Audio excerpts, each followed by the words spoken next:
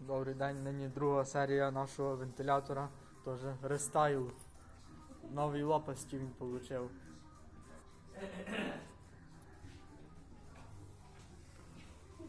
Вже тепер можна підключати на 220 вольт, він вже не гріється.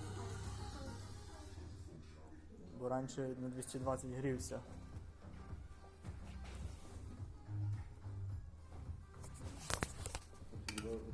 Thank you.